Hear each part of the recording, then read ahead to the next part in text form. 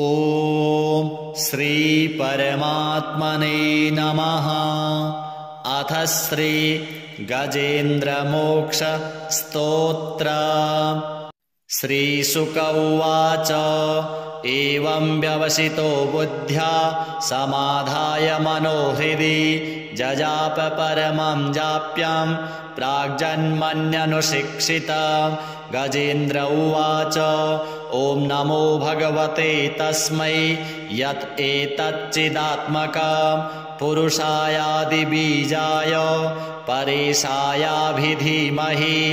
यस्मिन्निदं यतश्चेदं येनेदं य इदं स्वयं योऽस्मात् परस्माच्च परस्तं प्रपद्ये स्वयंभुवं यः स्वात्मनीदं निजमाययार्पितं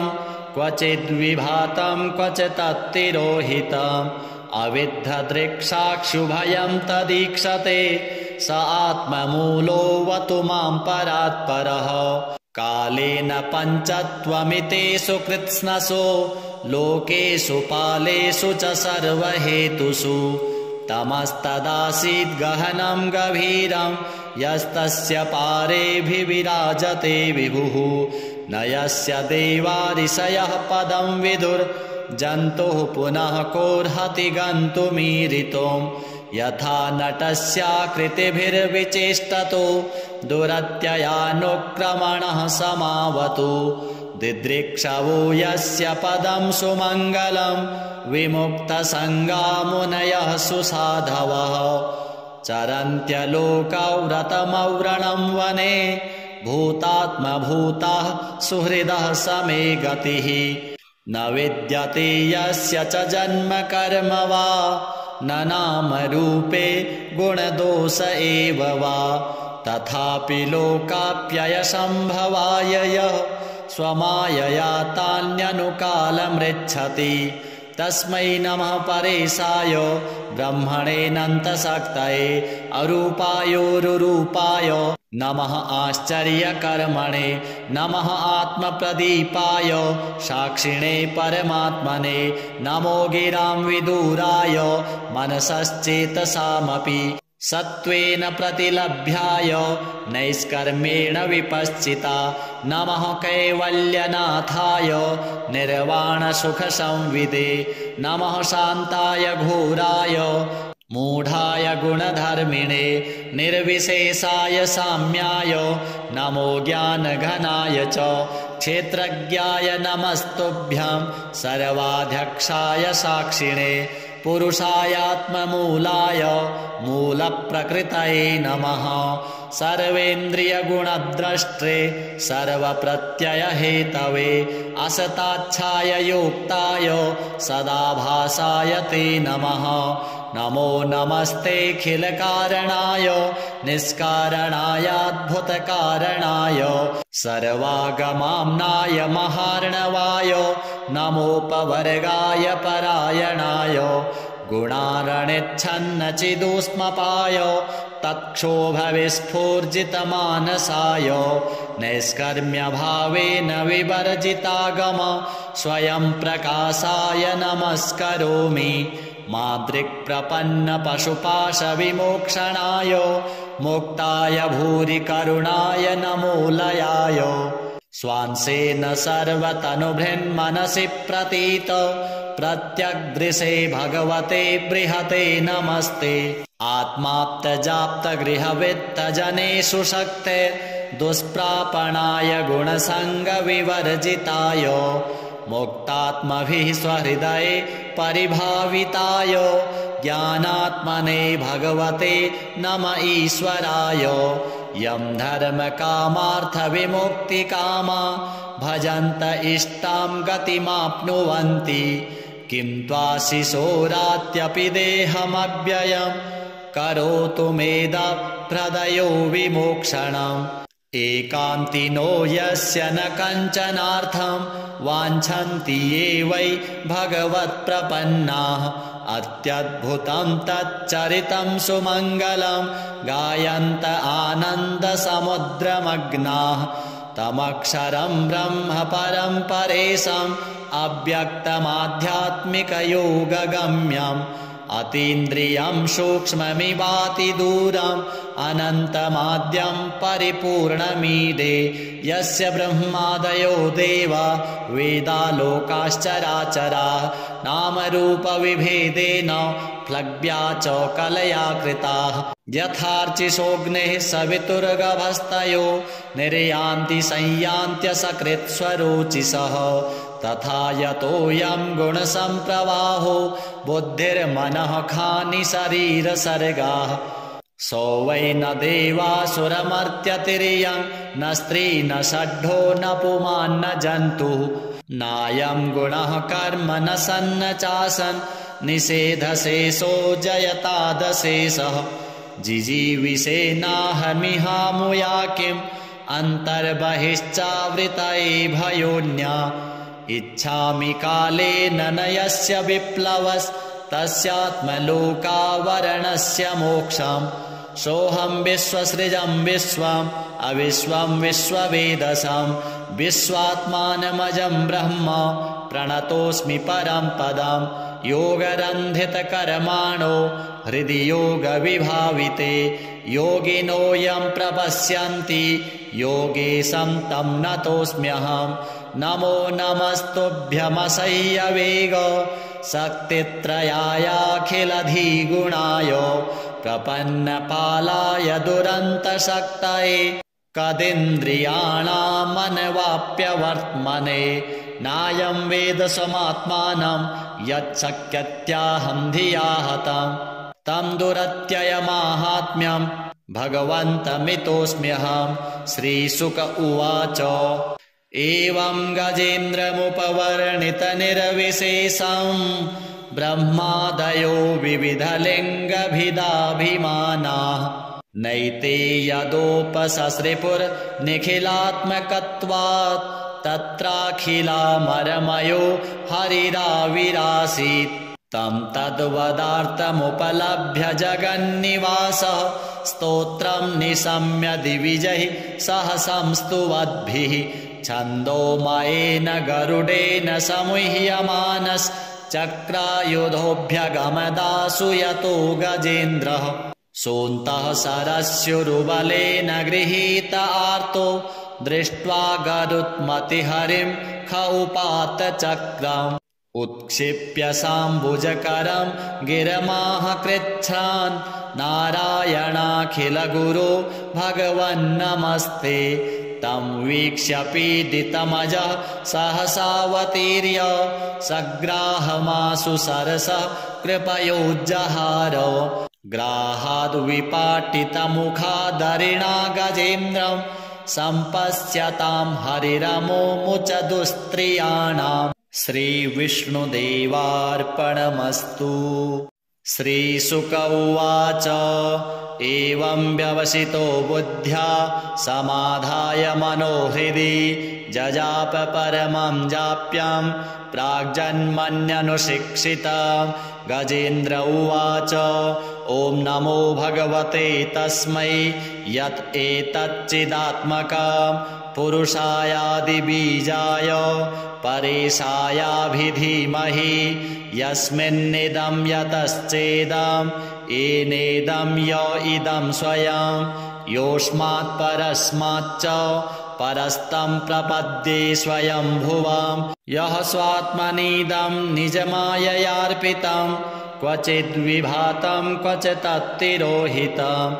अविद्धदृक्साक्षुभयं तदीक्षते स आत्ममूलोऽवतु मां परात्परः कालेन पञ्चत्वमितेषु कृत्स्नसो लोकेषु पालेषु च सर्वहेतुषु तमस्तदासीद् गहनं गभीरं यस्तस्य पारेऽभिविराजते विभुः न यस्य देवारिषयः पदं विदुर्जन्तुः पुनः कोऽर्हति गन्तुमीरितुं यथा नटस्याकृतिभिर्विचेष्टतो दुरत्ययानुक्रमणः समावतु दिदृक्षवो यस्य पदं सुमङ्गलं विमुक्तसङ्गा मुनयः सुसाधवः चरन्त्यलोकौ रतमौरणं वने भूतात्मभूतः सुहृदः समे गतिः न विद्यते यस्य च जन्म कर्म वा न नामरूपे गुणदोष एव वा तथापि लोकाप्ययसम्भवाय यः स्वमायया तान्यनुकालमृच्छति तस्मै नमः परेशाय ब्रह्मणेऽनन्तशक्तये अरूपायोरुरूपाय नमः आश्चर्यकर्मणे नमः आत्मप्रदीपाय साक्षिणे परमात्मने नमो गिरां विदूराय मनसश्चेतसामपि सत्त्वेन प्रतिलभ्याय नैष्कर्मेण विपश्चिता नमः कैवल्यनाथाय निर्वाणसुखसंविदे नमः शान्ताय घोराय मूढाय गुणधर्मिणे निर्विशेषाय साम्याय नमो ज्ञानघनाय च क्षेत्रज्ञाय नमस्तुभ्यं सर्वाध्यक्षाय साक्षिणे पुरुषायात्ममूलाय मूलप्रकृतये नमः सर्वेन्द्रियगुणद्रष्टे सर्वप्रत्ययहेतवे असताच्छाय योक्ताय सदाभासाय ते नमः नमो नमस्तेऽखिलकारणाय निष्कारणायाद्भुतकारणाय सर्वागमाम्नाय महार्णवाय नमोपवर्गाय परायणाय गुणारणिच्छन्नचिदुष्मपाय तत्क्षोभविस्फूर्जितमानसाय नैष्कर्म्यभावेन विवर्जितागम स्वयं प्रकाशाय नमस्करोमि मादृक्प्रपन्नपशुपाशविमोक्षणाय मुक्ताय भूरि करुणाय नमो लयाय स्वांसेन सर्वतनुभृन्मनसि प्रतीत प्रत्यग्दृशे भगवते बृहते नमस्ते आत्माप्तजाप्तगृहवित्तजनेषु शक्ते दुष्प्रापणाय गुणसङ्गविवर्जिताय मुक्तात्मभिः स्वहृदये परिभाविताय ज्ञानात्मने भगवते नम ईश्वराय यं धर्मकामार्थविमुक्तिकामा भजन्त इष्टां गतिमाप्नुवन्ति किं त्वाशिशोरात्यपि देहमव्ययं करोतु मेदप्रदयो विमोक्षणम् एकान्तिनो यस्य न कञ्चनार्थं वाञ्छन्ति ये वै भगवत्प्रपन्नाः अत्यद्भुतं तच्चरितं सुमङ्गलं गायन्त आनन्दसमुद्रमग्नाः तमक्षरं ब्रह्म परं परेशम् अव्यक्तमाध्यात्मिकयोगगम्यम् अतीन्द्रियं सूक्ष्ममिवातिदूरम् अनन्तमाद्यं परिपूर्णमीडे यस्य ब्रह्मादयो देवा वेदालोकाश्चराचराः नामरूपविभेदेन प्लव्या च कलया कृताः यथार्चिषोऽग्नेः सवितुर्गभस्तयो निर्यान्ति संयान्त्यसकृत्स्वरोचिषः तथा यतोऽयं गुणसम्प्रवाहो बुद्धिर्मनः खानि शरीरसर्गाः सो वै न देवासुरमर्त्यतिर्यं न स्त्री न षड्ढो न पुमान्न जन्तुः नायं गुणः कर्म न सन्न चासन् निषेधशेषो जयतादशेषः जिजीविषेनाहमिहामुया किम् अन्तर्बहिश्चावृतये भयोन्या इच्छामि कालेन न यस्य विप्लवस्तस्यात्मलोकावरणस्य मोक्षम् सोऽहं विश्वसृजं विश्वम् अविश्वं विश्ववेदसं विश्वात्मानमजं ब्रह्म प्रणतोऽस्मि परं पदं योगरन्धितकर्माणो हृदि योगविभाविते योगिनो यं प्रपश्यन्ति योगेशं तं नतोऽस्म्यहम् नमो नमस्तुभ्यमसह्यवेग शक्तित्रयायाखिलधिगुणाय प्रपन्नपालाय दुरन्तशक्तये कदिन्द्रियाणामनवाप्यवर्त्मने नायं वेद स्वमात्मानं यच्छक्यत्याहं धिया हतं तं दुरत्ययमाहात्म्यं भगवन्तमितोऽस्म्यहं। श्रीशुक उवाच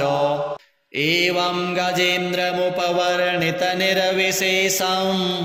ब्रह्मादयो विविधलिङ्गभिदाभिमानाः नैते यदोपससृपुर्निखिलात्मकत्वात् तत्राखिलामरमयो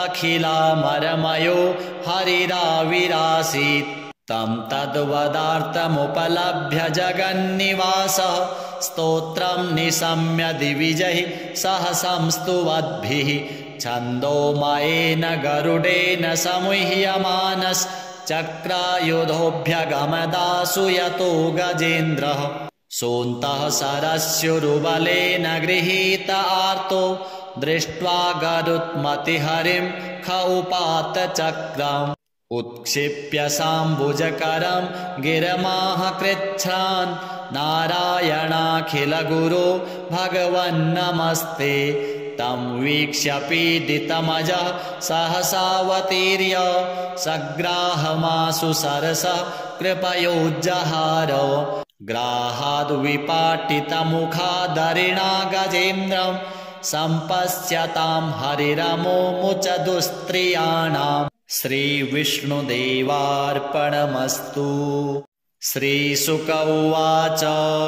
एवं व्यवसितो बुद्ध्या समाधाय मनोहृदि जजाप परमं जाप्यां प्राग्जन्मन्यनुशिक्षितं गजेन्द्र उवाच ॐ नमो भगवते तस्मै यत् एतच्चिदात्मकं पुरुषायादिबीजाय परेशायाभिधीमहि यस्मिन्निदं यतश्चेदं येनेदं य इदं स्वयं योऽस्मात् परस्माच्च परस्तं प्रपद्ये स्वयंभुवं यः स्वात्मनीदं निजमाययार्पितं क्वचिद्विभातं क्वचित्तिरोहितम् अविद्धदृक्साक्षुभयं तदीक्षते स आत्ममूलोऽवतु मां परात्परः कालेन पञ्चत्वमितेषु कृत्स्नसो लोकेषु पालेषु च सर्वहेतुषु तमस्तदासीद् गहनं गभीरं यस्तस्य पारेऽभिविराजते विभुः न यस्य देवारिषयः पदं विदुर्जन्तुः पुनः कोऽर्हति गन्तुमीरितुं यथा नटस्याकृतिभिर्विचेष्टतो दुरत्ययानुक्रमणः समावतु दिदृक्षवो यस्य पदं सुमङ्गलं विमुक्तसङ्गा मुनयः सुसाधवः चरन्त्यलोकव्रतमव्रणं वने भूतात्मभूताः सुहृदः समे गतिः न विद्यते यस्य च जन्म कर्म वा न नाम रूपे गुणदोष एव वा तथापि लोकाप्ययसम्भवाय यः स्वमायया तान्यनुकालमृच्छति तस्मै नमः परेशाय ब्रह्मणेऽनन्तशक्तये अरूपायोरुरूपाय नमः आश्चर्यकर्मणे नमः आत्मप्रदीपाय साक्षिणे परमात्मने नमो गिरां विदुराय मनसश्चेतसामपि सत्त्वेन प्रतिलभ्याय नैष्कर्मेण विपश्चिता नमः कैवल्यनाथाय निर्वाणसुखसंविदे नमः शान्ताय घोराय मूढाय गुणधर्मिणे निर्विशेषाय साम्याय नमो ज्ञानघनाय च क्षेत्रज्ञाय नमस्तुभ्यं सर्वाध्यक्षाय साक्षिणे पुरुषायात्ममूलाय मूलप्रकृतये नमः सर्वेन्द्रियगुणद्रष्टे सर्वप्रत्ययहेतवे असताच्छाय योक्ताय सदाभासाय ते नमः नमो नमस्तेऽखिलकारणाय निष्कारणायाद्भुतकारणाय सर्वागमाम्नाय महार्णवाय नमोपवर्गाय परायणाय गुणारणिच्छन्नचिदुष्मपाय तत्क्षोभविस्फूर्जितमानसाय नैष्कर्म्यभावेन विवर्जितागम स्वयं प्रकाशाय नमस्करोमि मादृक्प्रपन्नपशुपाशविमोक्षणाय मुक्ताय भूरि करुणाय नमोलयाय स्वांसेन सर्वतनुभृन्मनसि प्रतीत प्रत्यग्दृशे भगवते बृहते नमस्ते आत्माप्तजाप्तगृहवित्तजनेषु शक्ते दुष्प्रापणाय गुणसङ्गविवर्जिताय मुक्तात्मभिः स्वहृदये परिभाविताय ज्ञानात्मने भगवते नम ईश्वराय यं धर्मकामार्थविमुक्तिकामा भजन्त इष्टां गतिमाप्नुवन्ति किं त्वाशिशोरात्यपि देहमव्ययम् करोतु मेदप्रदयो विमोक्षणम् एकान्तिनो यस्य न कञ्चनार्थं वाञ्छन्ति ये वै भगवत्प्रपन्नाः अत्यद्भुतं तच्चरितं सुमङ्गलं गायन्त आनन्दसमुद्रमग्नाः तमक्षरं ब्रह्म परं परेशम् अव्यक्तमाध्यात्मिकयोगगम्यम् अतीन्द्रियं सूक्ष्ममिवातिदूरम् अनन्तमाद्यं परिपूर्णमीडे यस्य ब्रह्मादयो देवा वेदालोकाश्चराचराः नामरूपविभेदेन प्लव्या च कलया कृताः यथार्चिषोऽग्नेः सवितुर्गभस्तयो निर्यान्ति संयान्त्यसकृत्स्वरोचिषः तथा यतोऽयं गुणसम्प्रवाहो बुद्धिर्मनः खानि शरीरसर्गाः सो वै न देवासुरमर्त्यतिर्यं न स्त्री न षड्ढो न पुमान् न जन्तुः नायं गुणः कर्म न सन्न चासन् निषेधशेषो जयतादशेषः जिजीविषेनाहमिहामुया किम् अन्तर्बहिश्चावृतये भयोन्या इच्छामि कालेन न यस्य विप्लवस्तस्यात्मलोकावरणस्य मोक्षम् सोऽहं विश्वसृजं विश्वम् अविश्वं विश्ववेदसं विश्वात्मानमजं ब्रह्म प्रणतोऽस्मि परं पदम् योगरन्धितकर्माणो हृदि योगविभाविते योगिनो यं प्रपश्यन्ति योगेशं तं नतोऽस्म्यहम् नमो नमस्तुभ्यमसह्यवेग शक्तित्रयायाखिलधिगुणाय प्रपन्नपालाय दुरन्तशक्तये कदिन्द्रियाणामनवाप्यवर्त्मने नायं वेद समात्मानं यच्छक्यत्याहं धिया हतं तं दुरत्ययमाहात्म्यं भगवन्तमितोऽस्म्यहं श्रीशुक उवाच एवं गजेन्द्रमुपवर्णितनिर्विशेषं ब्रह्मादयो विविधलिङ्गभिदाभिमानाः नैते यदोपससृपुर्निखिलात्मकत्वात् तत्राखिलामरमयो हरिराविरासीत् तं तद्वदार्थमुपलभ्य जगन्निवासः स्तोत्रं निशम्य दिविजैः सह संस्तुवद्भिः छन्दोमयेन गरुडेन समुह्यमानश्चक्रायुधोऽभ्यगमदासु यतो गजेन्द्रः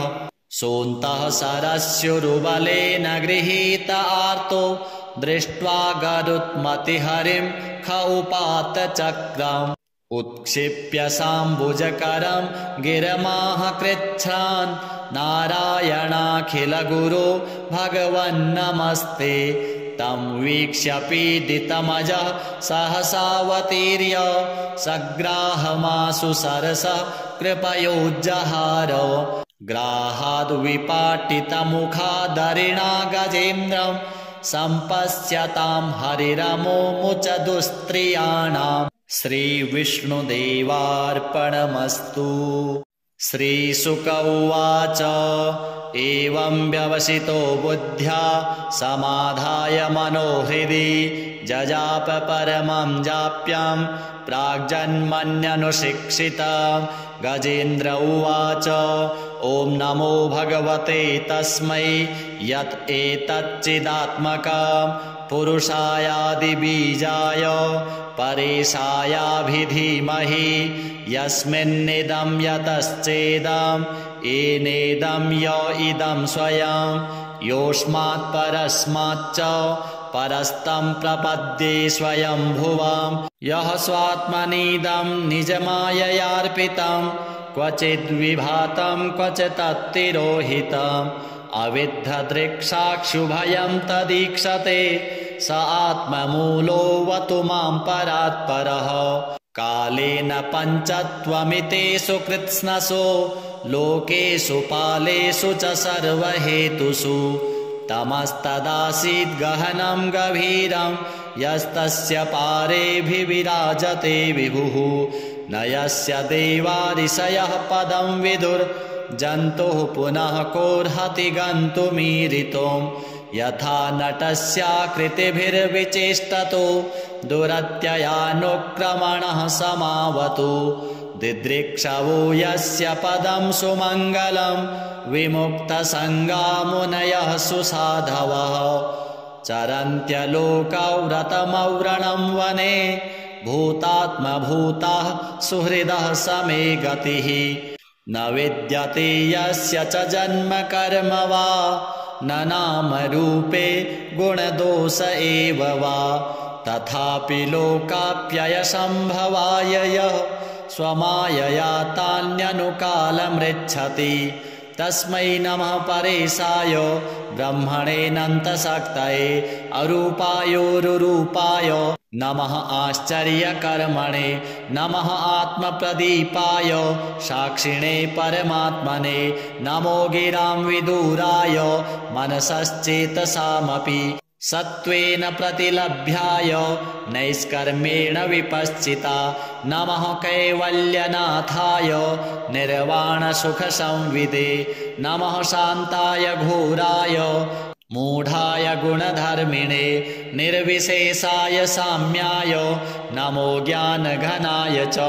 क्षेत्रज्ञाय नमस्तुभ्यं सर्वाध्यक्षाय साक्षिणे पुरुषायात्ममूलाय मूलप्रकृतये नमः सर्वेन्द्रियगुणद्रष्टे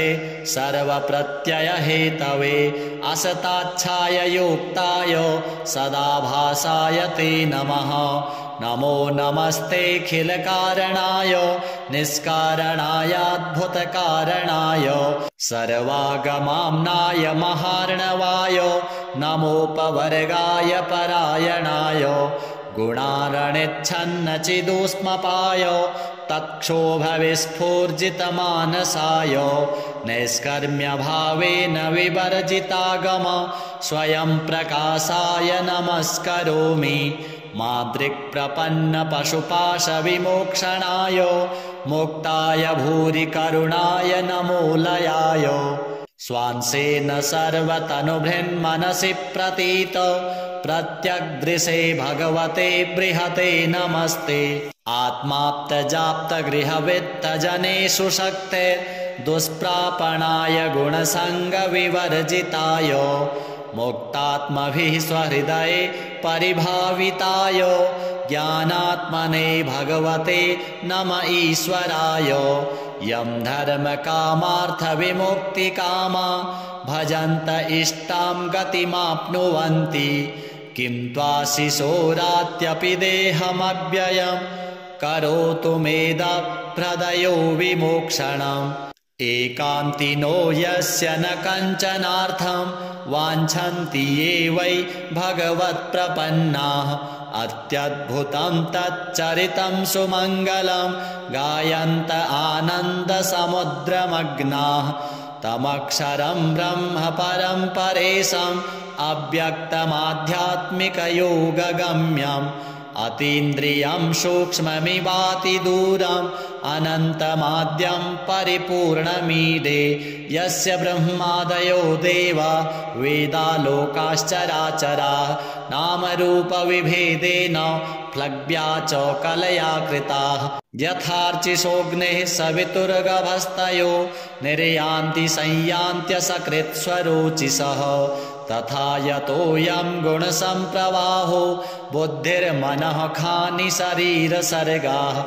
सो वै न देवासुरमर्त्यतिर्यं न स्त्री न षड्ढो न पुमान्न जन्तुः नायं गुणः कर्म न सन्न चासन् निषेधशेषो जयतादशेषः जिजीविषेनाहमिहामुया किम् अन्तर्बहिश्चावृतये भयोन्या इच्छामि कालेन न यस्य विप्लवस्तस्यात्मलोकावरणस्य मोक्षम् सोऽहं विश्वसृजं विश्वम् अविश्वं विश्ववेदसां विश्वात्मानमजं ब्रह्म प्रणतोऽस्मि परं पदं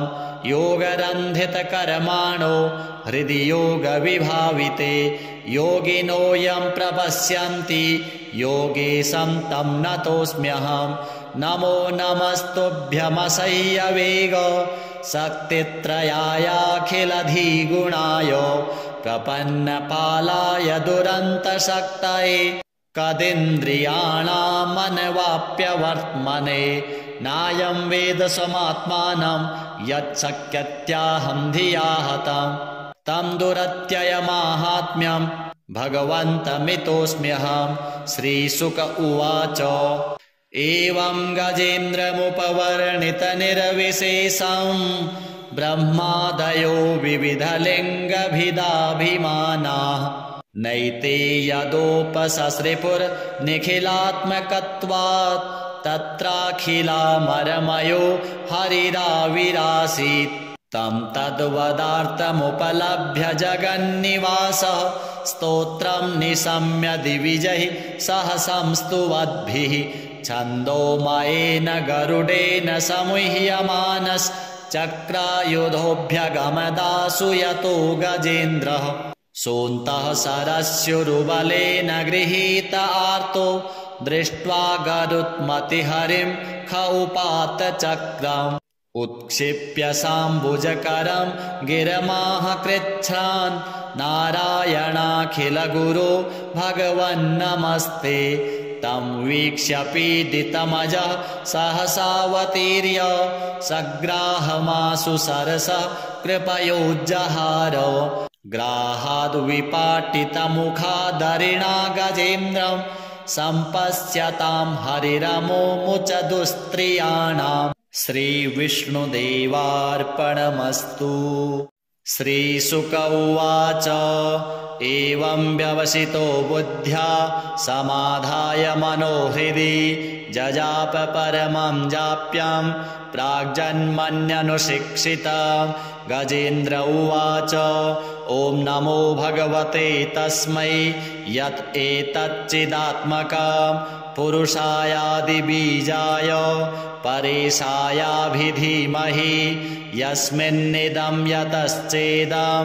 येनेदं य इदं स्वयं योऽस्मात् परस्माच्च परस्तं प्रपद्ये स्वयंभुवं यः स्वात्मनीदं निजमाययार्पितं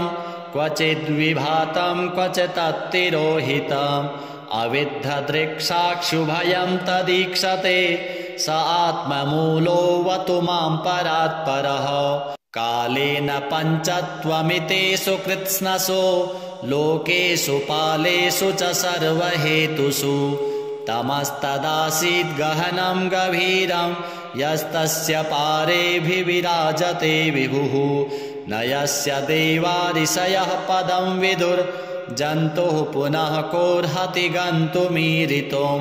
यथा नटस्याकृतिभिर्विचेष्टतो दुरत्ययानुक्रमणः समावतु दिदृक्षवो यस्य पदं सुमङ्गलं विमुक्तसङ्गा मुनयः सुसाधवः चरन्त्यलोकव्रतमव्रणं वने भूतात्मभूताः सुहृदः समे गतिः न विद्यते यस्य च जन्म कर्म वा न नाम रूपे गुणदोष एव वा तथापि लोकाप्ययसम्भवाय यः स्वमायया तान्यनुकालमृच्छति तस्मै नमः परेशाय ब्रह्मणेऽनन्तशक्तये अरूपायोरुरूपाय नमः आश्चर्यकर्मणे नमः आत्मप्रदीपाय साक्षिणे परमात्मने नमो गिरां विदुराय मनसश्चेतसामपि सत्त्वेन प्रतिलभ्याय नैष्कर्मेण विपश्चिता नमः कैवल्यनाथाय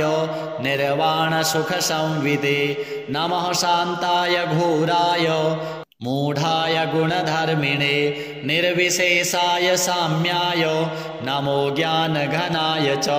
क्षेत्रज्ञाय नमस्तुभ्यं सर्वाध्यक्षाय साक्षिणे पुरुषायात्ममूलाय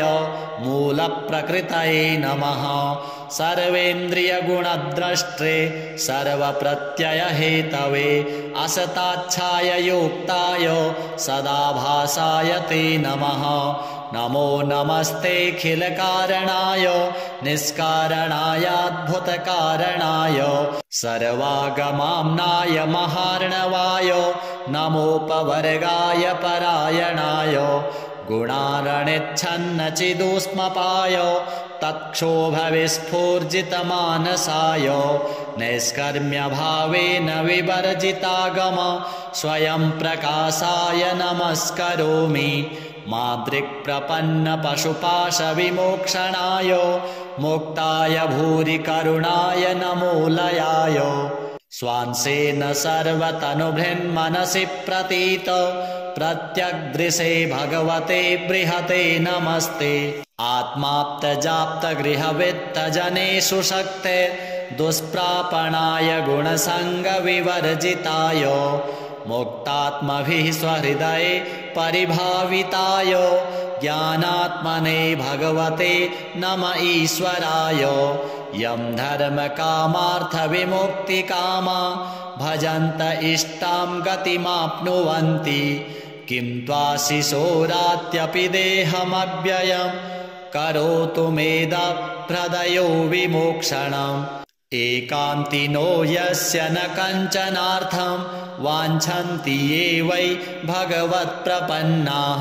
अत्यद्भुतं तच्चरितं सुमङ्गलं गायन्त आनन्दसमुद्रमग्नाः तमक्षरं ब्रह्म परं परेशम् अव्यक्तमाध्यात्मिकयोगगम्यम् अतीन्द्रियं सूक्ष्ममिवातिदूरम् अनन्तमाद्यं परिपूर्णमीडे यस्य ब्रह्मादयो देवा वेदालोकाश्चराचराः नामरूपविभेदेन प्लव्या च कलया कृताः यथार्चिषोऽग्नेः सवितुर्गभस्तयो निर्यान्ति संयान्त्यसकृत्स्वरोचिषः तथा यतोऽयं गुणसम्प्रवाहो बुद्धिर्मनः खानि शरीरसर्गाः सो वै न देवासुरमर्त्यतिर्यं न स्त्री न षड्ढो न पुमान् न जन्तुः नायं गुणः कर्म न सन्न चासन् निषेधशेषो जयतादशेषः जिजीविषेनाहमिहामुया किम् अन्तर्बहिश्चावृतये भयोन्या इच्छामि कालेन न यस्य विप्लवस्तस्यात्मलोकावरणस्य मोक्षम् सोऽहं विश्वसृजं विश्वम् अविश्वं विश्ववेदसं विश्वात्मानमजं ब्रह्म प्रणतोऽस्मि परं पदम् योगरन्धितकर्माणो हृदि योगविभाविते योगिनो यं प्रपश्यन्ति योगेशं तं नतोऽस्म्यहम् नमो नमस्तुभ्यमसह्यवेग शक्तित्रयायाखिलधिगुणाय प्रपन्नपालाय दुरन्तशक्तये कदिन्द्रियाणामनवाप्यवर्त्मने नायं वेद समात्मानं यच्छक्यत्याहं धिया हतं तं दुरत्ययमाहात्म्यं भगवन्तमितोऽस्म्यहं श्रीशुक उवाच एवं गजेन्द्रमुपवर्णितनिर्विशेषं ब्रह्मादयो विविधलिङ्गभिदाभिमानाः नैते यदोपससृपुर्निखिलात्मकत्वात् तत्राखिलामरमयो हरिराविरासीत् तं तद्वदार्थमुपलभ्य जगन्निवासः स्तोत्रं निशम्य दिविजैः सह संस्तुवद्भिः छन्दोमयेन गरुडेन समुह्यमानश्चक्रायुधोऽभ्यगमदासु यतो गजेन्द्रः सोऽन्तः सरस्युरुबलेन गृहीत आर्तो दृष्ट्वा गरुत्मतिहरिं ख उपात चक्रम् उत्क्षिप्य साम्बुजकरं गिरमाह कृच्छ्रान् नारायणाखिलगुरो भगवन्नमस्ते तं वीक्ष्य पीडितमजः सहसावतीर्य सग्राहमासु सरसः कृपयोज्जहार ग्राहाद्विपाटितमुखादरिणा गजेन्द्रं सम्पश्यतां हरिरमोमुच दुस्त्रियाणाम् श्रीविष्णुदेवार्पणमस्तु। श्रीशुक उवाच एवं व्यवसितो बुद्ध्या समाधाय मनोहृदि जजाप परमं जाप्यं प्राग्जन्मन्यनुशिक्षितं गजेन्द्र उवाच ॐ नमो भगवते तस्मै यत् एतच्चिदात्मकं पुरुषायादिबीजाय परेशायाभिधीमहि यस्मिन्निदं यतश्चेदं येनेदं य इदं स्वयं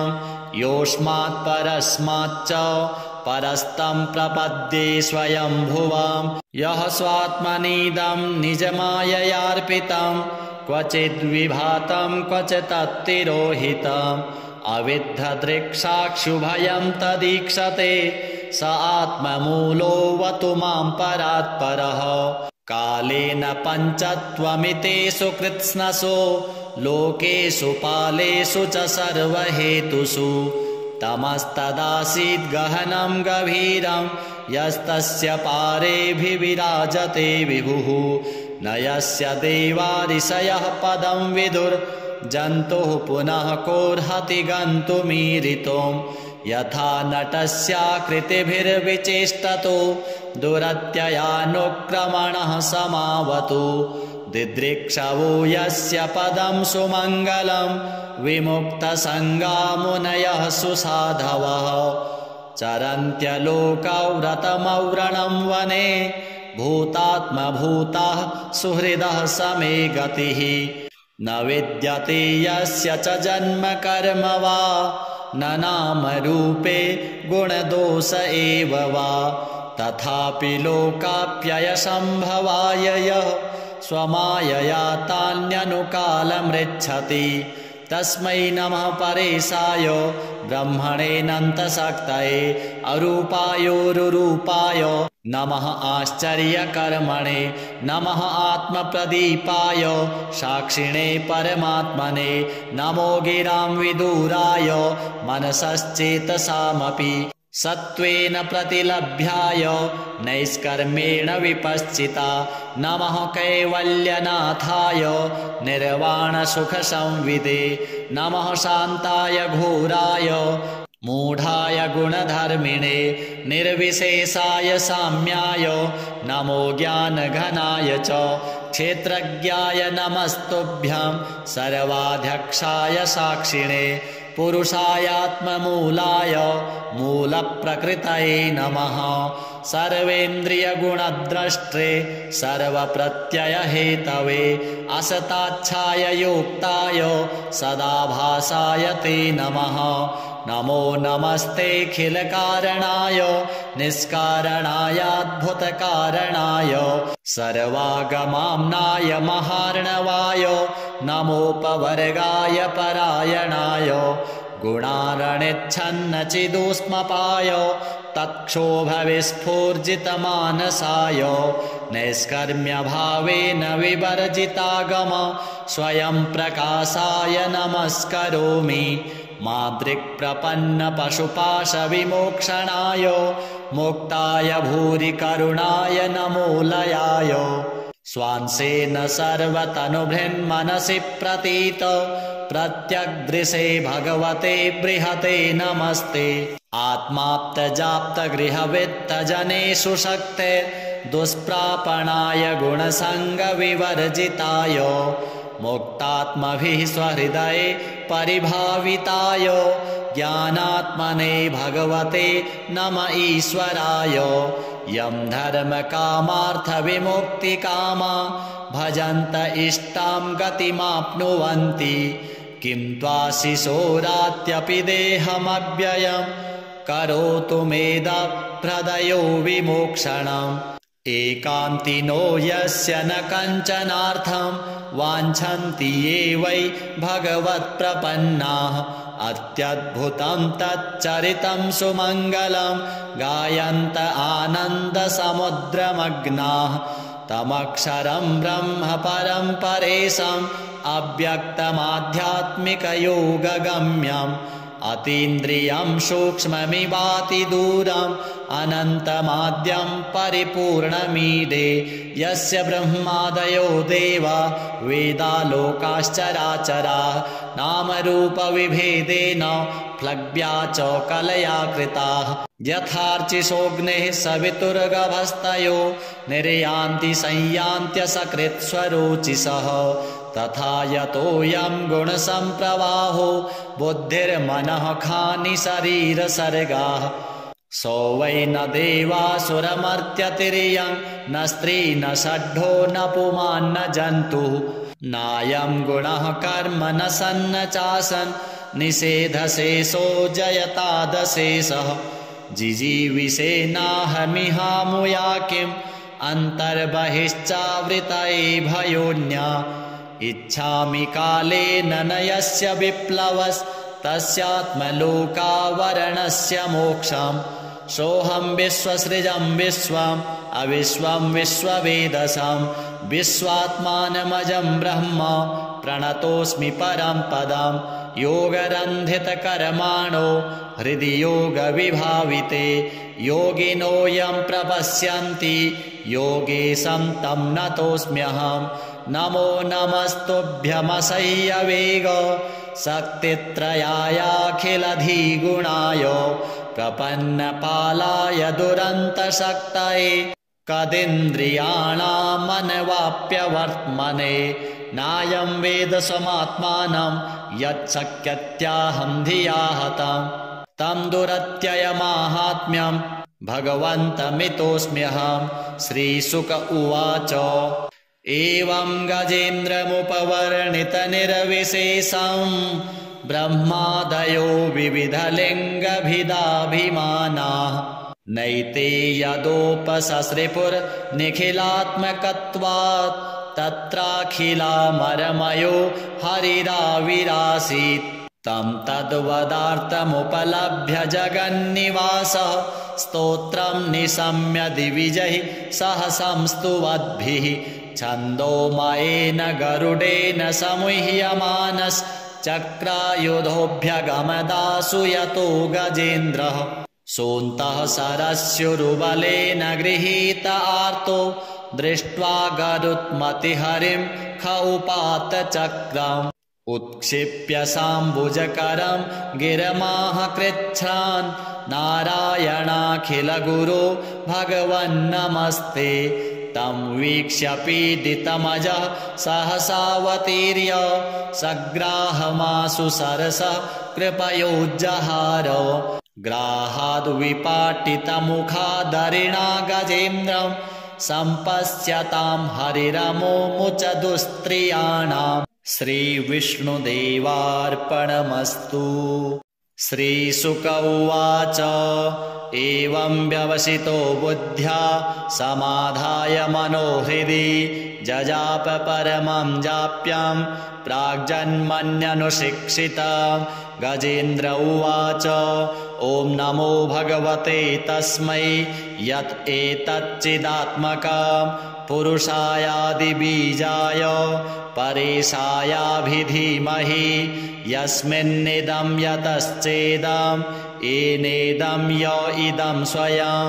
योऽस्मात् परस्माच्च परस्तं प्रपद्ये स्वयंभुवां यः स्वात्मनीदं निजमाययार्पितं क्वचिद्विभातं क्वचित्तिरोहितम् अविद्धदृक्साक्षुभयं तदीक्षते स आत्ममूलोऽवतु मां परात्परः कालेन पञ्चत्वमितेषु कृत्स्नसो लोकेषु पालेषु च सर्वहेतुषु तमस्तदासीद् गहनं गभीरं यस्तस्य पारेऽभिविराजते विभुः न यस्य देवारिषयः पदं विदुर्जन्तुः पुनः कोऽर्हति गन्तुमीरितुं यथा नटस्याकृतिभिर्विचेष्टतो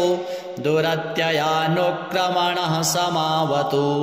दिदृक्षवो यस्य पदं सुमङ्गलं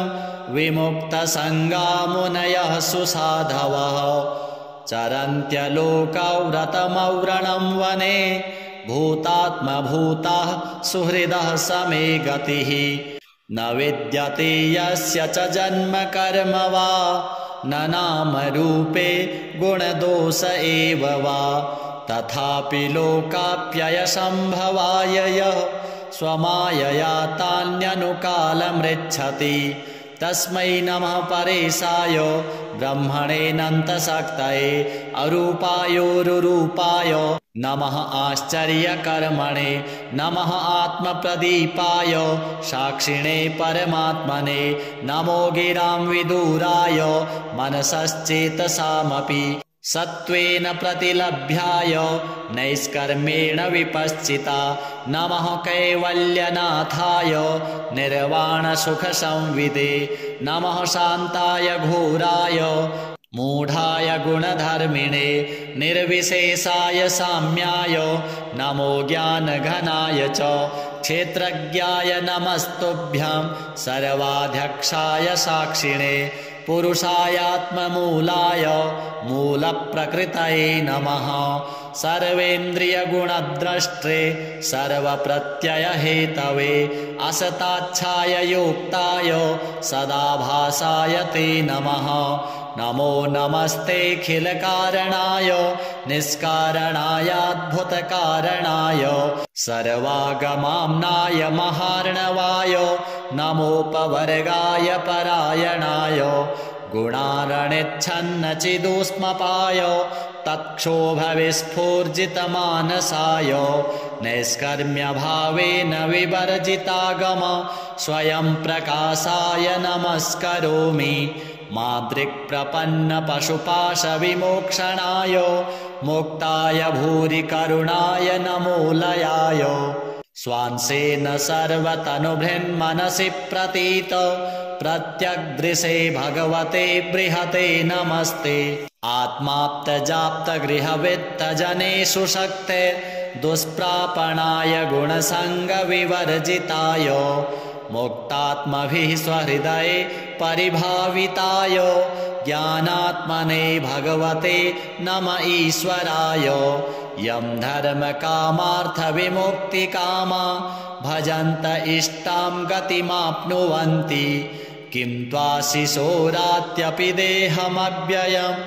करोतु मेदप्रदयो विमोक्षणम् एकान्तिनो यस्य न कञ्चनार्थं वाञ्छन्ति ये वै भगवत्प्रपन्नाः अत्यद्भुतं तच्चरितं सुमङ्गलं गायन्त आनन्दसमुद्रमग्नाः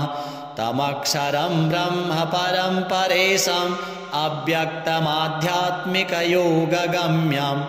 अतीन्द्रियं सूक्ष्ममिवातिदूरम् अनन्तमाद्यं परिपूर्णमीडे यस्य ब्रह्मादयो देवा वेदालोकाश्चराचराः नामरूपविभेदेन प्लव्या च कलया कृताः यथार्चिषोऽग्नेः सवितुर्गभस्तयो निर्यान्ति संयान्त्यसकृत्स्वरोचिषः तथा यतोऽयं गुणसम्प्रवाहो बुद्धिर्मनः खानि शरीरसर्गाः सो वै न देवासुरमर्त्यतिर्यं न स्त्री न षड्ढो न पुमान् न जन्तुः नायं गुणः कर्म न सन्न चासन् निषेधशेषो जयतादशेषः जिजीविषेनाहमिहामुया किम् अन्तर्बहिश्चावृतये भयोन्या इच्छामि कालेन न यस्य विप्लवस्तस्यात्मलोकावरणस्य मोक्षम् सोऽहं विश्वसृजं विश्वम् अविश्वं विश्ववेदसं विश्वात्मानमजं ब्रह्म प्रणतोऽस्मि परं पदम् योगरन्धितकर्माणो हृदि योगविभाविते योगिनो यं प्रपश्यन्ति योगेशं तं नतोऽस्म्यहम् नमो नमस्तुभ्यमसह्यवेग शक्तित्रयायाखिलधिगुणाय प्रपन्नपालाय दुरन्तशक्तये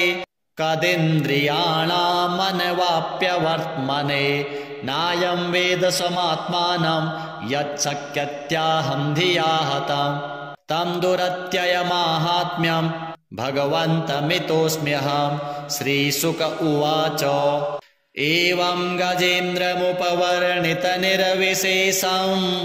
ब्रह्मादयो विविधलिङ्गभिदाभिमानाः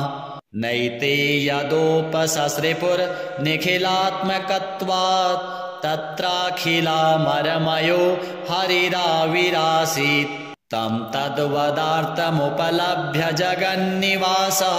स्तोत्रं निशम्य दिविजैः सह संस्तुवद्भिः छन्दोमयेन गरुडेन समुह्यमानश्चक्रायुधोऽभ्यगमदासु यतो गजेन्द्रः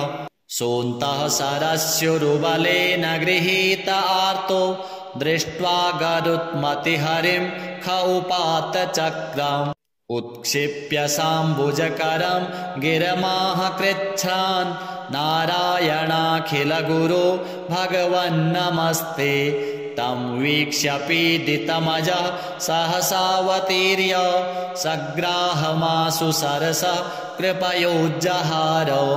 ग्राहाद्विपाटितमुखादरिणा गजेन्द्रं सम्पश्यतां हरिरमोमुच दुस्त्रियाणाम् श्रीविष्णुदेवार्पणमस्तु। श्रीशुक उवाच एवं व्यवसितो बुद्ध्या समाधाय मनोहृदि जजाप परमं जाप्यं प्राग्जन्मन्यनुशिक्षितं गजेन्द्र उवाच ॐ नमो भगवते तस्मै यत् एतच्चिदात्मकं पुरुषायादिबीजाय परेशायाभिधीमहि यस्मिन्निदं यतश्चेदं येनेदं य इदं स्वयं योऽस्मात् परस्माच्च परस्तं प्रपद्ये स्वयंभुवं यः स्वात्मनीदं निजमाययार्पितं क्वचिद्विभातं क्वचित्तिरोहितम् अविद्धदृक्साक्षुभयं तदीक्षते स आत्ममूलोऽवतु मां परात्परः कालेन पञ्चत्वमितेषु कृत्स्नसो लोकेषु पालेषु च सर्वहेतुषु तमस्तदासीद् गहनं गभीरं यस्तस्य पारेऽभिविराजते विभुः न यस्य देवारिषयः पदं विदुर्जन्तुः पुनः कोऽर्हति गन्तुमीरितुम् यथा नटस्याकृतिभिर्विचेष्टतो दुरत्ययानुक्रमणः समावतु दिदृक्षवो यस्य पदं सुमङ्गलं विमुक्तसङ्गा मुनयः सुसाधवः चरन्त्यलोकव्रतमव्रणं वने भूतात्मभूताः सुहृदः समे गतिः न विद्यते यस्य च जन्म कर्म वा न नामरूपे गुणदोष एव वा तथापि लोकाप्ययसम्भवाय यः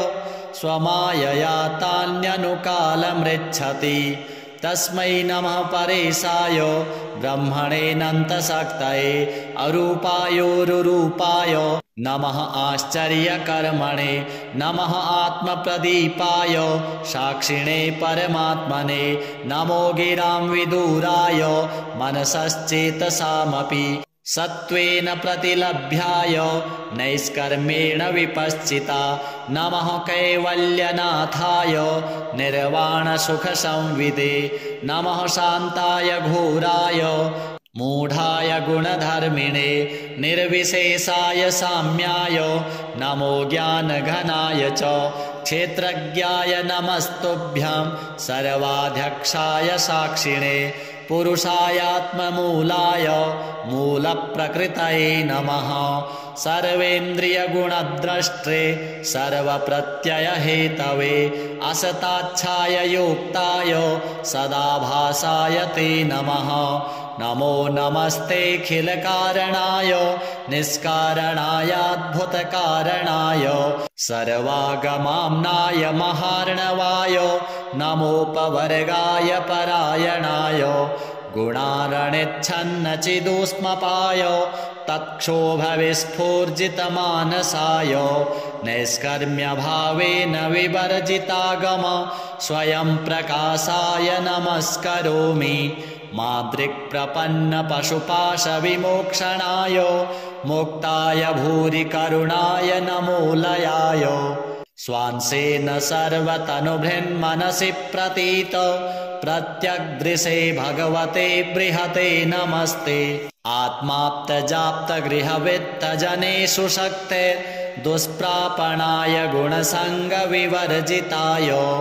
मुक्तात्मभिः स्वहृदये परिभाविताय ज्ञानात्मने भगवते नम ईश्वराय यं धर्मकामार्थविमुक्तिकामा भजन्त इष्टां गतिमाप्नुवन्ति किं त्वाशिशोरात्यपि देहमव्ययं करोतु मेदप्रदयो विमोक्षणम्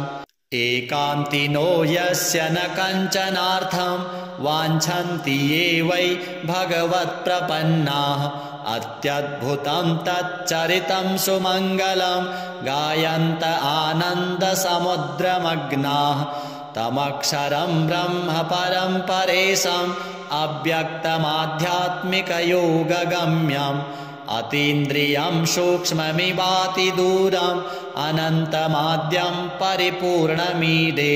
यस्य ब्रह्मादयो देवा वेदालोकाश्चराचराः नामरूपविभेदेन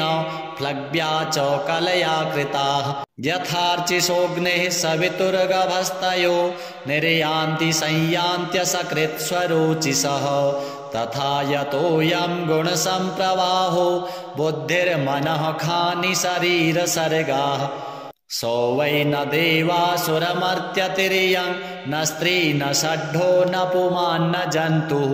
नायं गुणः कर्म न सन्न चासन् निषेधशेषो जयतादशेषः जिजीविषेनाहमिहामुया किम् अन्तर्बहिश्चावृतये भयोन्या इच्छामि कालेन न यस्य विप्लवस्तस्यात्मलोकावरणस्य मोक्षम्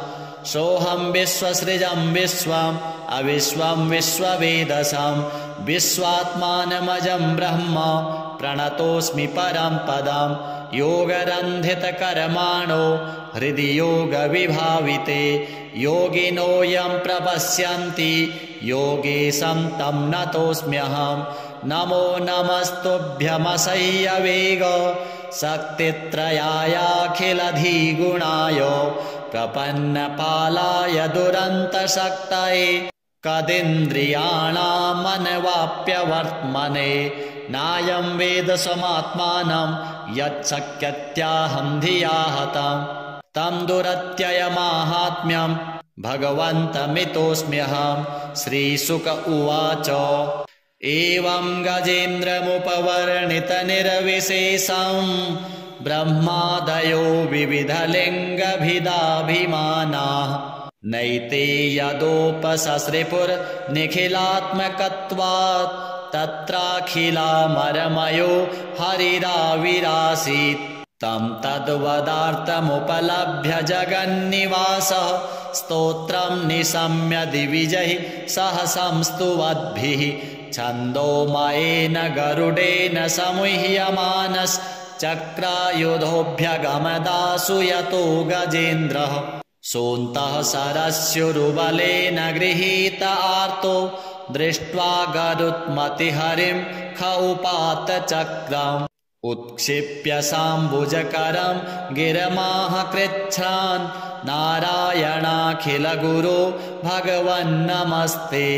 तं वीक्ष्य पीडितमजः सहसावतीर्य सग्राहमासु सरसः कृपयोज्जहार ग्राहाद्विपाटितमुखादरिणा गजेन्द्रं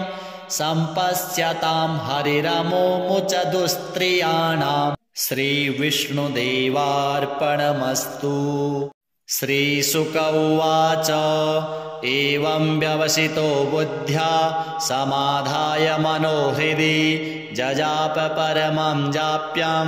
प्राग्जन्मन्यनुशिक्षितं गजेन्द्र उवाच ॐ नमो भगवते तस्मै यत् एतच्चिदात्मकं पुरुषायादिबीजाय परेशायाभिधीमहि यस्मिन्निदं यतश्चेदं येनेदं य इदं स्वयं योऽस्मात् परस्माच्च परस्तं प्रपद्ये स्वयंभुवं यः स्वात्मनीदं निजमाययार्पितं क्वचिद्विभातं क्वचित्तिरोहितम् अविद्धदृक्साक्षुभयं तदीक्षते स आत्ममूलोऽवतु मां परात्परः कालेन पञ्चत्वमितेषु कृत्स्नसो लोकेषु पालेषु च सर्वहेतुषु तमस्तदासीद् गहनं गभीरं यस्तस्य पारेऽभिविराजते विभुः न यस्य देवारिषयः पदं विदुर्जन्तुः पुनः कोऽर्हति गन्तुमीरितुं यथा नटस्याकृतिभिर्विचेष्टतो दुरत्ययानुक्रमणः समावतु दिदृक्षवो यस्य पदं सुमङ्गलं विमुक्तसङ्गा मुनयः सुसाधवः चरन्त्यलोकव्रतमव्रणं वने भूतात्मभूताः सुहृदः समे गतिः न विद्यते यस्य च जन्म कर्म वा न नाम रूपे गुणदोष एव वा तथापि लोकाप्ययसम्भवाय यः स्वमायया तान्यनुकालमृच्छति तस्मै नमः परेशाय ब्रह्मणेऽनन्तशक्तये अरूपायोरुरूपाय नमः आश्चर्यकर्मणे नमः आत्मप्रदीपाय साक्षिणे परमात्मने नमो गिरां विदुराय मनसश्चेतसामपि सत्त्वेन प्रतिलभ्याय नैष्कर्मेण विपश्चिता नमः कैवल्यनाथाय निर्वाणसुखसंविदे नमः शान्ताय घोराय मूढाय गुणधर्मिणे निर्विशेषाय साम्याय नमो ज्ञानघनाय च क्षेत्रज्ञाय नमस्तुभ्यं सर्वाध्यक्षाय साक्षिणे पुरुषायात्ममूलाय मूलप्रकृतये नमः सर्वेन्द्रियगुणद्रष्टे सर्वप्रत्ययहेतवे असताच्छाय योक्ताय सदाभासाय ते नमः नमो नमस्तेऽखिलकारणाय निष्कारणायाद्भुतकारणाय सर्वागमाम्नाय महार्णवाय नमोपवर्गाय परायणाय गुणारणिच्छन्नचिदुष्मपाय तत्क्षोभविस्फूर्जितमानसाय नैष्कर्म्यभावेन विवर्जितागम स्वयं प्रकाशाय नमस्करोमि मादृक्प्रपन्नपशुपाशविमोक्षणाय मुक्ताय भूरि करुणाय नमोलयाय स्वांसेन सर्वतनुभृन्मनसि प्रतीत प्रत्यग्दृशे भगवते बृहते नमस्ते आत्माप्तजाप्तगृहवित्तजनेषु शक्ते दुष्प्रापणाय गुणसङ्गविवर्जिताय मुक्तात्मभिः स्वहृदये परिभाविताय ज्ञानात्मने भगवते नम ईश्वराय यं धर्मकामार्थविमुक्तिकामा भजन्त इष्टां गतिमाप्नुवन्ति किं त्वाशिशोरात्यपि देहमव्ययम् करोतु मेदभ्रदयो विमोक्षणम् एकान्तिनो यस्य न कञ्चनार्थं वाञ्छन्ति ये वै भगवत्प्रपन्नाः अत्यद्भुतं तच्चरितं सुमङ्गलं गायन्त आनन्दसमुद्रमग्नाः तमक्षरं ब्रह्म परं परेशम् अव्यक्तमाध्यात्मिकयोगगम्यम् अतीन्द्रियं सूक्ष्ममिवातिदूरम् अनन्तमाद्यं परिपूर्णमीडे यस्य ब्रह्मादयो देवा वेदालोकाश्चराचराः नामरूपविभेदेन प्लव्या च कलया कृताः यथार्चिषोऽग्नेः सवितुर्गभस्तयो निर्यान्ति संयान्त्यसकृत्स्वरोचिषः तथा यतोऽयं गुणसम्प्रवाहो बुद्धिर्मनः खानि शरीरसर्गाः सो वै न देवासुरमर्त्यतिर्यं न स्त्री न षड्ढो न पुमान् न जन्तुः नायं गुणः कर्म न सन्न चासन् निषेधशेषो जयतादशेषः जिजीविषेनाहमिहामुया किम् अन्तर्बहिश्चावृतये भयोन्या इच्छामि कालेन न यस्य विप्लवस्तस्यात्मलोकावरणस्य मोक्षम् सोऽहं विश्वसृजं विश्वम् अविश्वं विश्ववेदसं विश्वात्मानमजं ब्रह्म प्रणतोऽस्मि परं पदम् योगरन्धितकर्माणो हृदि योगविभाविते योगिनो यं प्रपश्यन्ति योगेशं तं नतोऽस्म्यहम् नमो नमस्तुभ्यमसह्यवेग शक्तित्रयायाखिलधिगुणाय प्रपन्नपालाय दुरन्तशक्तये कदिन्द्रियाणामनवाप्यवर्त्मने नायं वेद समात्मानं यच्छक्यत्याहं धिया हतं तं दुरत्ययमाहात्म्यं भगवन्तमितोऽस्म्यहं श्रीशुक उवाच एवं गजेन्द्रमुपवर्णितनिर्विशेषं ब्रह्मादयो विविधलिङ्गभिदाभिमानाः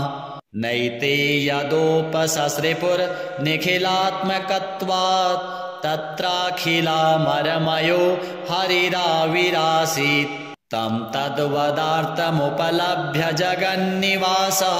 स्तोत्रं निशम्य दिविजैः सह संस्तुवद्भिः छन्दोमयेन गरुडेन समुह्यमानश्चक्रायुधोऽभ्यगमदासु यतो गजेन्द्रः सोऽन्तः सरस्युरुबलेन गृहीत आर्तो दृष्ट्वा गरुत्मतिहरिं ख उपात चक्रम् उत्क्षिप्य साम्बुजकरं गिरमाह कृच्छ्रान् नारायणाखिलगुरो भगवन्नमस्ते तं वीक्ष्य पीडितमजः सहसावतीर्य सग्राहमासु सरसः कृपयोज्जहार ग्राहाद्विपाटितमुखादरिणा गजेन्द्रं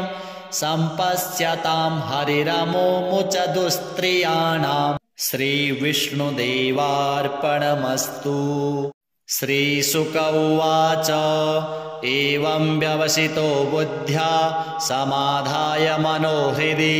जजाप परमं जाप्यं प्राग्जन्मन्यनुशिक्षितं गजेन्द्र उवाच ॐ नमो भगवते तस्मै यत् एतच्चिदात्मकं पुरुषायादिबीजाय परेशायाभिधीमहि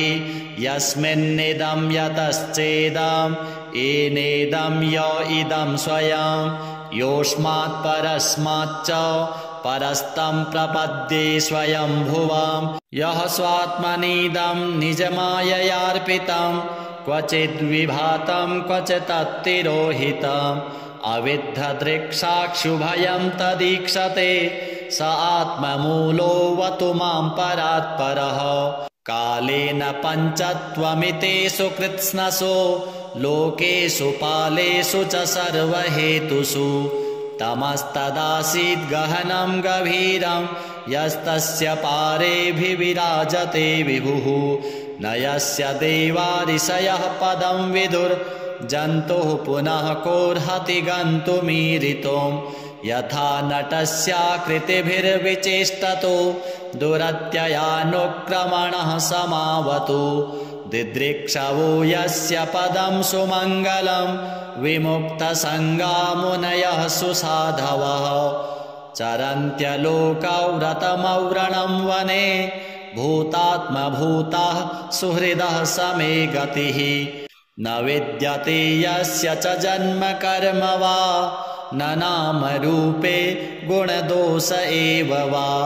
तथापि लोकाप्ययसम्भवाय यः स्वमायया तान्यनुकालमृच्छति तस्मै नमः परेशाय ब्रह्मणेऽनन्तशक्तये अरूपायोरुरूपाय नमः आश्चर्यकर्मणे नमः आत्मप्रदीपाय साक्षिणे परमात्मने नमो गिरां विदुराय मनसश्चेतसामपि सत्त्वेन प्रतिलभ्याय नैष्कर्मेण विपश्चिता नमः कैवल्यनाथाय निर्वाणसुखसंविदे नमः शान्ताय घोराय मूढाय गुणधर्मिणे निर्विशेषाय साम्याय नमो ज्ञानघनाय च क्षेत्रज्ञाय नमस्तुभ्यं सर्वाध्यक्षाय साक्षिणे पुरुषायात्ममूलाय मूलप्रकृतये नमः सर्वेन्द्रियगुणद्रष्टे सर्वप्रत्ययहेतवे असताच्छाय योक्ताय सदाभासाय ते नमः नमो नमस्तेऽखिलकारणाय निष्कारणायाद्भुतकारणाय सर्वागमाम्नाय महार्णवाय नमोपवर्गाय परायणाय गुणारणिच्छन्नचिदुष्मपाय तत्क्षोभविस्फूर्जितमानसाय नैष्कर्म्यभावेन विवर्जितागम स्वयं प्रकाशाय नमस्करोमि मादृक्प्रपन्नपशुपाशविमोक्षणाय मुक्ताय भूरि करुणाय नमो लयाय स्वांसेन सर्वतनुभृन्मनसि प्रतीत प्रत्यग्दृशे भगवते बृहते नमस्ते आत्माप्तजाप्तगृहवित्तजनेषु शक्ते दुष्प्रापणाय गुणसङ्गविवर्जिताय मुक्तात्मभिः स्वहृदये परिभाविताय ज्ञानात्मने भगवते नम ईश्वराय यं धर्मकामार्थविमुक्तिकामा भजन्त इष्टां गतिमाप्नुवन्ति किं त्वाशिशोरात्यपि देहमव्ययं करोतु मेदप्रदयो विमोक्षणम् एकान्तिनो यस्य न कञ्चनार्थं वाञ्छन्ति ये वै भगवत्प्रपन्नाः अत्यद्भुतं तच्चरितं सुमङ्गलं गायन्त आनन्दसमुद्रमग्नाः तमक्षरं ब्रह्म परं परेशम् अव्यक्तमाध्यात्मिकयोगगम्यम् अतीन्द्रियं सूक्ष्ममिवाति दूरम् अनन्तमाद्यं परिपूर्णमीडे यस्य ब्रह्मादयो देवा वेदालोकाश्चराचराः नामरूपविभेदेन फ्लग्व्या च कलया कृताः यथार्चिषोऽग्नेः सवितुर्गभस्तयो निर्यान्ति संयान्त्यसकृत्स्वरोचिषः तथा यतोऽयं गुणसम्प्रवाहो बुद्धिर्मनः खानि शरीरसर्गाः सो वै न देवासुरमर्त्यतिर्यं न स्त्री न षड्ढो न पुमान्न जन्तुः नायं गुणः कर्म न सन्न चासन् निषेधशेषो जयतादशेषः जिजीविषेनाहमिहामुया किम् अन्तर्बहिश्चावृतये भयोन्या इच्छामि कालेन न यस्य विप्लवस्तस्यात्मलोकावरणस्य मोक्षम् सोऽहं विश्वसृजं विश्वम् अविश्वं विश्ववेदसं विश्वात्मानमजं ब्रह्म प्रणतोऽस्मि परं पदं योगरन्धितकर्माणो हृदि योगविभाविते योगिनो यं प्रपश्यन्ति योगेशं तं नतोऽस्म्यहं नमो नमस्तुभ्यमसह्यवेग शक्तित्रयायाखिलधिगुणाय प्रपन्नपालाय दुरन्तशक्तये कदिन्द्रियाणामनवाप्यवर्त्मने नायं वेद स्वमात्मानं यच्छक्यत्याहं धिया हतं तं दुरत्ययमाहात्म्यं भगवन्तमितोऽस्म्यहं। श्रीशुक उवाच एवं गजेन्द्रमुपवर्णितनिर्विशेषं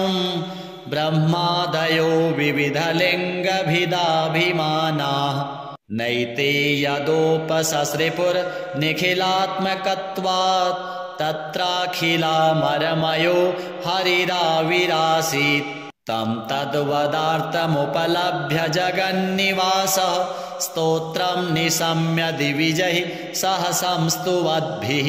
छन्दोमयेन गरुडेन समुह्यमानश्चक्रायुधोऽभ्यगमदासु यतो गजेन्द्रः सोऽन्तः सरस्युरुबलेन गृहीत आर्तो दृष्ट्वा गरुत्मतिहरिं ख उपात चक्रम् उत्क्षिप्य साम्बुजकरं गिरमाह कृच्छ्रान् नारायणाखिलगुरो भगवन्नमस्ते तं वीक्ष्य पीडितमजः सहसावतीर्य सग्राहमासु सरसः कृपयोज्जहार ग्राहाद्विपाटितमुखादरिणा गजेन्द्रं सम्पश्यतां हरिरमोमुच दुस्त्रियाणाम्। श्रीविष्णुदेवार्पणमस्तु। श्रीशुक उवाच एवं व्यवसितो बुद्ध्या समाधाय मनोहृदि जजाप परमं जाप्यं प्राग्जन्मन्यनुशिक्षितं गजेन्द्र उवाच ॐ नमो भगवते तस्मै यत् एतच्चिदात्मकं पुरुषायादिबीजाय परेशायाभिधीमहि यस्मिन्निदं यतश्चेदं येनेदं य इदं स्वयं योऽस्मात् परस्माच्च परस्तं प्रपद्ये स्वयंभुवं यः स्वात्मनीदं निजमाययार्पितं क्वचिद्विभातं क्वचित्तिरोहितम् अविद्धदृक्साक्षुभयं तदीक्षते स आत्ममूलोऽवतु मां परात्परः कालेन पञ्चत्वमितेषु कृत्स्नसो लोकेषु पालेषु च सर्वहेतुषु तमस्तदासीद् गहनं गभीरं यस्तस्य पारेऽभिविराजते विभुः न यस्य देवारिषयः पदं विदुर्जन्तुः पुनः कोऽर्हति गन्तुमीरितुं यथा नटस्याकृतिभिर्विचेष्टतो दुरत्ययानुक्रमणः समावतु दिदृक्षवो यस्य पदं सुमङ्गलं विमुक्तसङ्गा मुनयः सुसाधवः चरन्त्यलोकव्रतमव्रणं वने भूतात्मभूताः सुहृदः समे गतिः न विद्यते यस्य च जन्म कर्म वा न नाम रूपे गुणदोष एव वा तथापि लोकाप्ययसम्भवाय यः स्वमायया तान्यनुकालमृच्छति तस्मै नमः परेशाय ब्रह्मणेऽनन्तशक्तये अरूपायोरुरूपाय नमः आश्चर्यकर्मणे नमः आत्मप्रदीपाय साक्षिणे परमात्मने नमो गिरां विदुराय मनसश्चेतसामपि सत्त्वेन प्रतिलभ्याय नैष्कर्मेण विपश्चिता नमः कैवल्यनाथाय निर्वाणसुखसंविदे नमः शान्ताय घोराय मूढाय गुणधर्मिणे निर्विशेषाय साम्याय नमो ज्ञानघनाय च क्षेत्रज्ञाय नमस्तुभ्यं सर्वाध्यक्षाय साक्षिणे पुरुषायात्ममूलाय मूलप्रकृतये नमः सर्वेन्द्रियगुणद्रष्टे सर्वप्रत्ययहेतवे असताच्छाय योक्ताय सदाभासाय ते नमः नमो नमस्तेऽखिलकारणाय निष्कारणायाद्भुतकारणाय सर्वागमाम्नाय महार्णवाय नमोपवर्गाय परायणाय गुणारणिच्छन्नचिदुष्मपाय तत्क्षोभविस्फूर्जितमानसाय नैष्कर्म्यभावेन विवर्जितागम स्वयं प्रकाशाय नमस्करोमि मादृक्प्रपन्नपशुपाशविमोक्षणाय मुक्ताय भूरि करुणाय नमोलयाय स्वांसेन सर्वतनुभृन्मनसि प्रतीत प्रत्यग्दृशे भगवते बृहते नमस्ते आत्माप्तजाप्तगृहवित्तजनेषु शक्ते दुष्प्रापणाय गुणसङ्गविवर्जिताय मुक्तात्मभिः स्वहृदये परिभाविताय ज्ञानात्मने भगवते नम ईश्वराय यं धर्मकामार्थविमुक्तिकामा भजन्त इष्टां गतिमाप्नुवन्ति किं त्वाशिशोरात्यपि देहमव्ययं करोतु मेदप्रदयो विमोक्षणम् एकान्तिनो यस्य न कञ्चनार्थं वाञ्छन्ति ये वै भगवत्प्रपन्नाः अत्यद्भुतं तच्चरितं सुमङ्गलं गायन्त आनन्दसमुद्रमग्नाः तमक्षरं ब्रह्म परं परेशम् अव्यक्तमाध्यात्मिकयोगगम्यम् अतीन्द्रियं सूक्ष्ममिवातिदूरम् अनन्तमाद्यं परिपूर्णमीडे यस्य ब्रह्मादयो देवा वेदालोकाश्चराचराः नामरूपविभेदेन प्लव्या च कलया कृताः यथार्चिषोऽग्नेः सवितुर्गभस्तयो निर्यान्ति संयान्त्यसकृत्स्वरोचिषः तथा यतोऽयं गुणसम्प्रवाहो बुद्धिर्मनः खानि शरीरसर्गाः सो वै न देवासुरमर्त्यतिर्यं न स्त्री न षड्ढो न पुमान् न जन्तुः नायं गुणः कर्म न सन्न चासन् निषेधशेषो जयतादशेषः जिजीविषेनाहमिहामुया किम् अन्तर्बहिश्चावृतये भयोन्या इच्छामि कालेन न यस्य विप्लवस्तस्यात्मलोकावरणस्य मोक्षम् सोऽहं विश्वसृजं विश्वम् अविश्वं विश्ववेदसं विश्वात्मानमजं ब्रह्म प्रणतोऽस्मि परं पदम् योगरन्धितकर्माणो हृदि योगविभाविते योगिनो यं प्रपश्यन्ति योगेशं तं नतोऽस्म्यहम् नमो नमस्तुभ्यमसह्यवेग शक्तित्रयायाखिलधिगुणाय प्रपन्नपालाय दुरन्तशक्तये कदिन्द्रियाणामनवाप्यवर्त्मने नायं वेद स्वमात्मानं यच्छक्यत्याहं धिया हतं तं दुरत्ययमाहात्म्यं भगवन्तमितोऽस्म्यहं श्रीशुक उवाच एवं गजेन्द्रमुपवर्णितनिर्विशेषं ब्रह्मादयो विविधलिङ्गभिदाभिमानाः